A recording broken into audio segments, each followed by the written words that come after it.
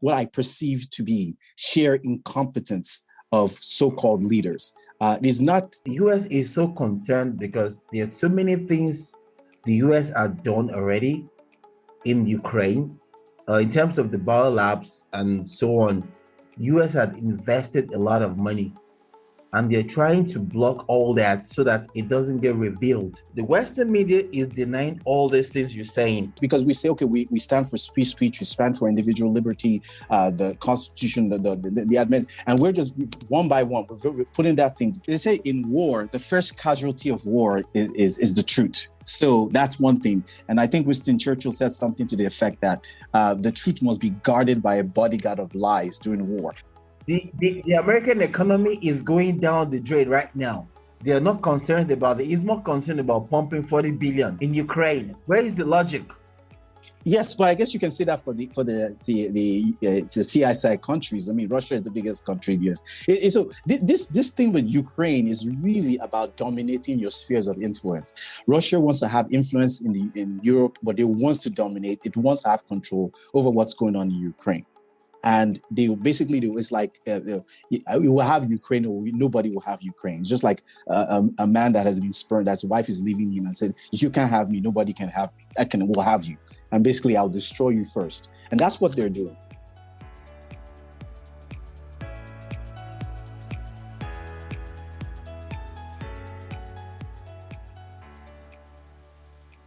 Hello. Welcome to another episode of Lost Lagosians, podcast where we talk about all things Lagos, Africa, and Lagosians in diaspora. Today we have two Lagosians. We wanted to talk about the situation in Ukraine. There's just a lot of conversations around that right now. It's a very hot topic. We wanted to open that up for a conversation, a very, very intellectual, highly intelligent conversation. And you are in for a treat. This is going to be fun. And also, more importantly, to be very, very informative and educational. So brace yourself and let's get into it. Our first guest is actually living in Russia. He's a Russian, Lagosian.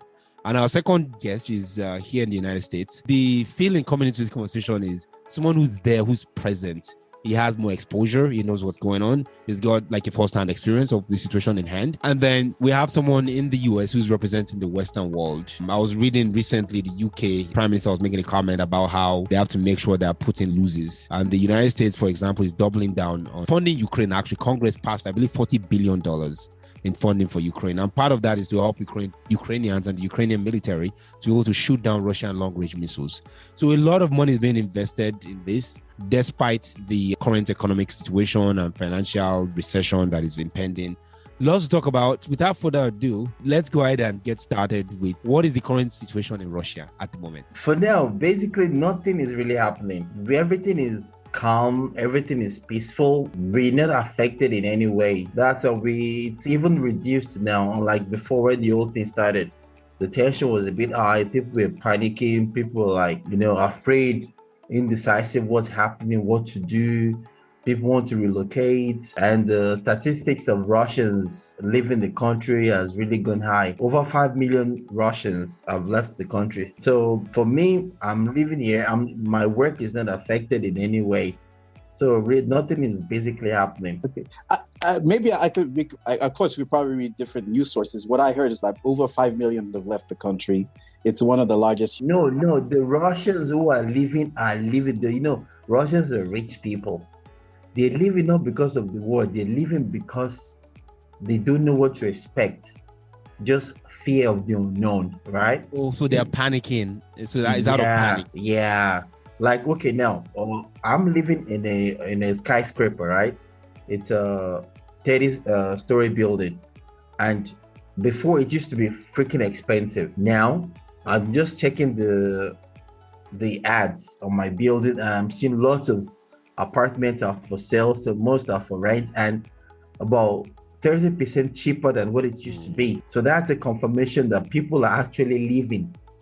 And I got to know an average Russian has got dual citizenship. An average Russian has either a Schengen citizenship or American citizenship or Asian citizenship. So they always have plan B. So that's when they say Russians who have left during this issue are over 5 million. It's correct. So I've heard some for political reasons or economic reasons. Of course, Russians that are being sanctioned abroad, so the oligarchs have been sanctioned abroad, have been afraid to come back because they're worried about their confiscation of their wealth.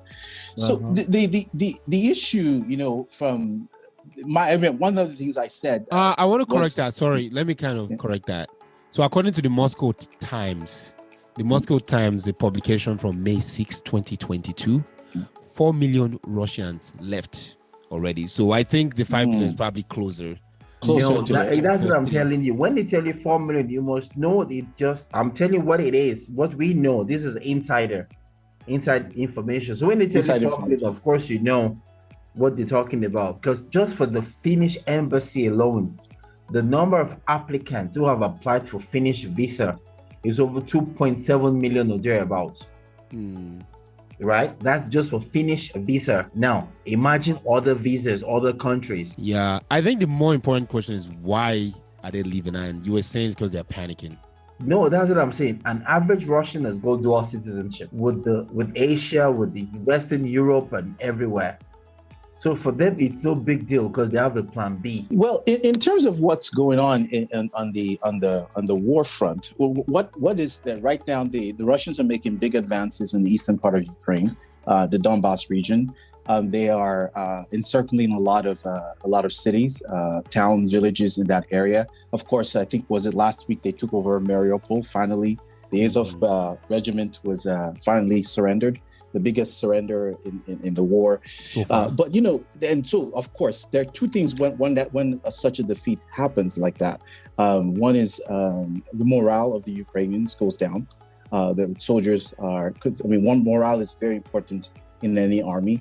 And of course, that gives a boost to the Donetsk and Lugansk militia and also the Russian forces in the Eastern Front, Eastern Front, so to speak. Yeah, it is Eastern Front. So in the Donbass. And so with that, they're making big moves. And the tone in the West is actually starting to change. Henry Kissinger started asking the Ukrainians to consider making a peace deal. The New York Times wrote an editorial last weekend warning Ukraine that they start thinking about making a deal with the Russians before things get worse, while the Biden administration is, and also in the West, I think even they were talking about getting concerns about food embargoes, coming food shortages of food in the United States. We have to send some carriers, some airplanes to ship formula over to the United States to be able to feed our babies. So in fact, I was just joking with a friend of mine. I told him he just got married and we're praying for him to get a baby soon. And he said, you better start stocking up. 9 months from now, you may not have a formula for your baby. So the issue, but now in terms of that, one of the things that really worries me about this thing is what I perceive to be sheer incompetence of so-called leaders. When a leader tells you something, and for instance, the Biden administration and the Space of the Union said, we've turned the ruble, that's the Russian currency, to ruble, and then and true to it, the ruble did fall, but it is now back to pre-war levels. It's back to what it was over 10 years ago. Yes, above pre-war level. Yeah. Well, way above it. I think last I checked, it was 56 rubles to a dollar, something close to that in euros. And so that strengthens the Russians' bargaining power. And by sanctioning Russia, Russia just basically takes all these commodities and sells it towards the Chinese, the Indians, and other people that want it and will not make conditions. So in a way, the Europeans and the EU in general, and the United States and the West, the collective West, are so in my opinion, shooting themselves in the foot. And what really bothers me about this problem is the lack of foresight, lack of planning. No, I disagree to an extent. Let me finish my point. Let me finish my point. For instance, you are asking, okay, the foreign minister of Britain, of United Kingdom, is saying that we need to basically go take an escort, military escort, Navy escort, to go to the Black Sea and relieve the siege of the naval blockade of Odessa. Well, you can't really do that because the Turks have already blocked the straits of the Bosphorus. You can't just force your way to the Black Sea. You need to get permission from the Turks. The Turks already said, They're not going to do that. So why would you talk about stuff like that when you know it's not going to happen? Which to me means you are not thinking, you're not looking at what's going on and thinking about what you can do. Now, you remember, you can't just force your way into the Black Sea. You have to go to the Bosporus Straits to get there. So except you have flying ships, you can't get there. So there will be no escort of Navy escort of importing grain from Ukraine anytime soon. That's the point I'm trying to make. And we see them making mistakes, lack of foresight, lack of planning. It's like they don't know what they're doing, just working at all. They can go against the wishes of the United States. They have no choice. It's not a matter of them not having foresight. It's a matter of following the leader, the highest spender. You must understand the US is holding most of the EU countries to ransom. You understand? Yes, that's just the true. same That's way true. when they attacked the Libya, they had no choice. NATO is going, we all go together. So it's the same thing happening in Ukraine now. And from the information we have here is that the US is so concerned because there are so many things the US had done already in Ukraine in terms of the biolabs and so on. US had invested a lot of money, and they're trying to block all that so that it doesn't get revealed. I don't know if you understand that. Okay. So basically, that's what the Russian intelligence are saying. The US is more concerned about this because Russia has been warning the world, the UN, all this while that we know what the US has been doing on the ground. No one is talking about it. The Russian representative had made complaints several times, but no one is taking them seriously. And that was when Russia decided to attack now. They are now paying attention to what Russia has been saying all this while.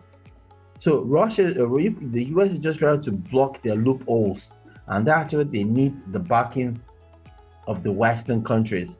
Well, at the point, the other thing that I think that is also that I think was not planned for. Basically, when we say, oh, there's an international coalition or whatever, it just really includes the Western Hemisphere, so to speak. African nations are not really involved. They don't want to get involved in this. China is not sanctioning Russia. India, the second largest country in the world in terms of population, is not sanctioning Russia. There's countries in the Middle East. Saudi Arabia has refused to increase oil production because they don't want to displease their partners, their Russian friends. OPEC, because Russia and OPEC now work together, and so. You must understand something. The Venezuelans, they're asking the Venezuelans, whom they've sanctioned almost to death, to increase oil production. So we're begging the Venezuelans, whose government we tried to overthrow a few years ago. We're begging them to increase oil production. So that is what, to me, it means that to me, it seems like they don't think, they're not working about, they don't think about it. Let me give you another point. Because of this war, Finland and Sweden said they wanted to join NATO. And what happened as soon as they made their announcement, the same day they made their announcement, Erdogan, the president of Turkey, said, forget it. Unless you stop, so the Swedes and the Finns, they need to stop cooperating with the Kurds, the Kurds, who they call terrorists in their country. And then he listed 5 conditions. Like one of them was like they need to sell them F-16s. They need to allow them back in the F-35 program. They need to lift up sanctions against that was imposed for them when they bought, I think, the S-400 missile program. And I think there was 1 or 2 more conditions. They listed 5 conditions. Like if you don't get this, then Finland and Sweden are not joining NATO. Now, when announcements like these are made internationally, you go ahead and consult the people's stakeholders first. Before anywhere, not even anywhere, really. That's what I would think you would do. Before you make an announcement like that. Which means that they made the announcement and expected everybody to follow in line. But they didn't talk to the Turks. Even the Croatians are saying that, we don't think this is going to happen. I mean, we don't even know what the Hungarians are going to do because Hungary is always kind of reluctant to go along with these things like this. So it's the Hungary stand has always been known. Hungary's stand has always been known. They've always said, no, we're not sanctioning Russia. And they were the first to opt for paying in rubles. They were the first country in the EU to concord that no, we are willing to pay in rubles. So my point is this: you're having what, in my opinion, you're having people that are. It seems to me, if you look at these people that are so-called leaders, they're mostly like. I'm not trying to insult anyone of a lord that's a background, but sometimes they're journalists. They have degrees in law or philosophy or politics. They don't know how to run a country. They don't know how to run systems. It's like they're not doing a good job. And as a result, we're having worsening inflation. As a result, we're having this war that nobody knows when it's going to end. I mean, you never really know when wars are going to end, but it doesn't seem to end anytime soon. The Russians are going to get, seems like they're going to get their objectives in Donbass anytime from now. And then what's going to happen afterwards? Because I'm telling you, the Russians have put a lot of blood and money. They're not going to give it up. They're not going to get it, except they face a terrible military defeat in Ukraine. They're not going to give it. Which is unlikely. They're already giving.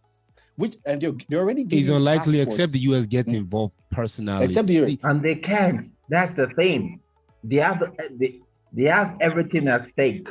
Yeah, this is the most exodus Russia have seen since 1917, though. No, I disagree. No, even if they lose 4 million citizens, according to the Moscow Times, they're going to get the Russians are now offering citizenship to people in the regions that they've taken. Remember the Kherson region, the people in the eastern Donbass, or South Ossetia, the other country, I forgot, Uzbekistan. So they're giving citizenship to these people. So they're giving citizenship to these people who are going to become Russian citizens. And probably start fighting the Russian war. Oh, they'll be grateful to the Russians for giving them citizenship. So for quote unquote liberating them from the people that, if for instance, one thing that people have not, that the Western media will not tell us is this. The people in Eastern Donbass have been, in a way, suffering under the so-called militias, the Ukrainian military. Their homes are being shelled every day. 14,000 people died since 2014 in the Eastern Donbass because of this undeclared civil war that's been going on. Yeah, there. But then sorry to cut you here. You see, I'm glad you're mentioning this. But then the Western media doesn't want to hear this. The Western media, very sad. You see, the Western media is denying all these things you're saying. And this is something we know. There was a report I watched or interview in Australia where they invited a Russian and Ukrainians to have a conversation. And the Russian brought it up that how come nobody ever made mention of the lives lost in the Donbass region? They've been fighting civil war ever since 2014. The Ukrainian government has been killing them all this while. Where was the UN? Where was the United States? Where was all the humanitarian? Nothing. They didn't say anything. Everything's been quiet. Now, how come now they're talking? Could you imagine they walked the Russian out? They walked the Russian out of the studio. Oh, really? Yeah. Well, I mean, the censorship is very sad because one thing that's very disappointing is the revocation, so to speak, council culture that we put on to everything that it seems to be not for this war. Let's put it that way. It varies because we say, okay, we stand for free speech, we stand for individual liberty, the Constitution, the admin, and we're just one by one, we're putting it aside. It's very sad. For instance, there are two pranksters that I've forgotten what their name. They call people around the world, make fun of them. They pretend to people that they're not. Oh yeah, the Russian guys. There are two of them. I know them. And so they pranked the foreign minister of the United Kingdom and also the defense minister, and they published it on YouTube. What did YouTube do? They took them off YouTube. So now they also pranked George W. Bush, the former President Bush. And they got him to. They pretended to be either foreign ministers or the president of Ukraine, and you can't find it. You can't find under. Well, did you get the message in the interview? I didn't listen to the entire interview. Now let me explain something. The fraction of the interview. There was this American soldier who also wanted to fight for Ukraine, so he had to escape, right? So after he Yes. escaped, he was already in Ukraine. He thought he was going to fight a just war. Now, he had to escape. He ran away. So when he ran away, I can't remember his name. Now, he made an interview describing what was really happening. They've been misleading everybody all along. So, well, you know, they say in war, the first casualty of war is the truth. So that's one thing. And I think Winston Churchill said something to the effect that the truth must be guarded by a bodyguard of lies during war. So that's not unexpected. But at the same time, you just kind of like realize before that this is just people that basically exist on lies and make lies to get into power. Yeah, stay in power. But what if we don't have the full picture? What if we don't have? We never have the full picture and the war is over. No, I mean, there might be something that the Joe Biden administration know that we don't know. There might be something they are trying to protect. For example, but that's the whole idea. But that's the whole point. Why do you think U.S. is showing so much interest now? Because the American economy is going down the drain right now. They are not concerned about it. It's more concerned about pumping 40 billion. Well, generally speaking, where is the logic? Generally speaking, in times of economic distress, most governments rather deal with foreign wars, foreign affairs, than deal with domestic politics. It's a way of distracting the people, raising the flag. People rally around the flag. This is not uncommon. I'm not trying to be cynical, but it happens in every country. It happens in Russia. It happens in the United States. Usually, when governments get into some domestic problem, they start looking outside the country to get people out of it. If you ever watched the movie Whack the Dog, it really tells you that's kind of how they do it. I mean, Margaret Thatcher did it in the Falkland Wars. The Argentinians also did it when they seized the Falkland Islands back in the early 80s. They caused problems, basically to help them distract them from their domestic issues. So it happens all the time. Biden would probably like to be known as a good war president in the mold of Roosevelt, and rather than deal with all the inflation and stuff like that. But the thing with people like Roosevelt was he was a statesman. He knew how to run a country. He was the longest serving president in the United States. He served 3 terms. He died in his 4th term. He knew how to run the country. And when it was time for war, he knew how to run a war. So Biden is no Roosevelt. Well, I don't know. Was it not MLK that said whatever affects one affects all? And this is what I mean by that. If Russia can unilaterally, decides on taking over a particular neighboring country, even though it's far away, I think the US is kind of saying, well, if we allow this go, others might kind of want to do the same thing in other parts of the world. Unfortunately, the problem is that the US has already done so. They did so to Serbia. They did so in Yugoslavia. Yugoslavia. So, and also in the example of Kosovo. And so is the pot calling the kettle black. If we had not done such precedents, this would not be, at least Putin will not for have our audience. Can you remind us that background? Okay. What you're talking about? Okay, in the early 90s,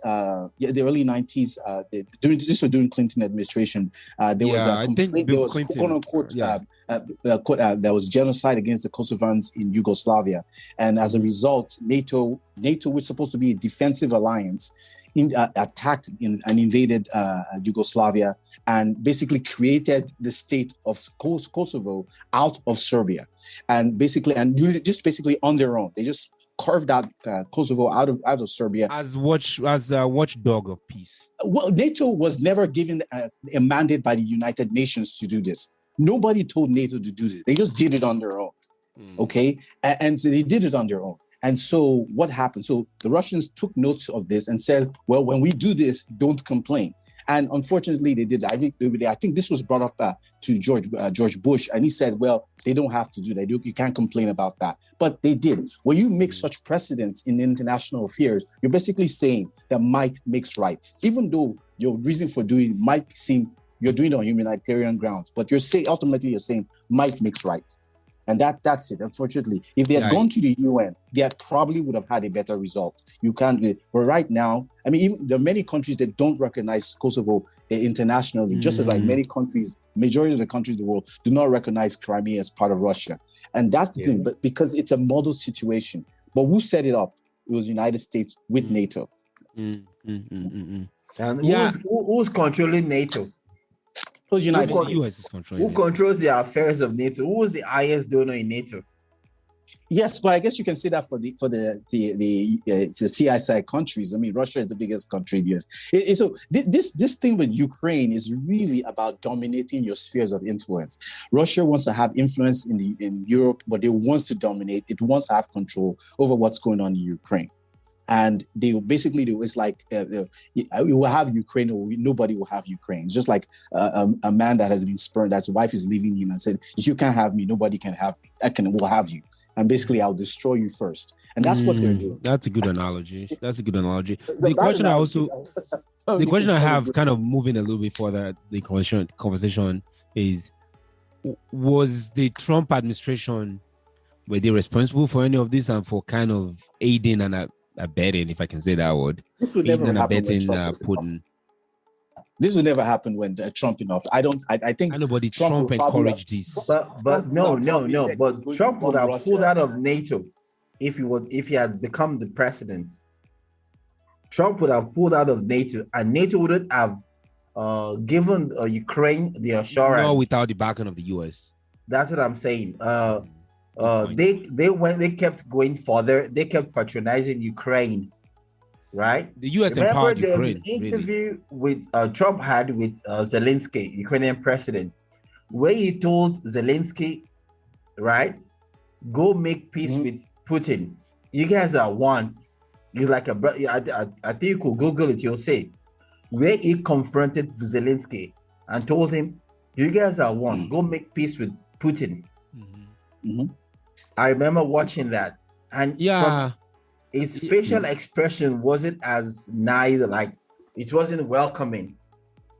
Yeah, and the United States is giving a lot of money to Ukraine. Actually, in the fiscal year of 2021, according to the state.gov website, Ukraine received $275 million under the DOD's Ukraine security assistance. Ukraine has been receiving money.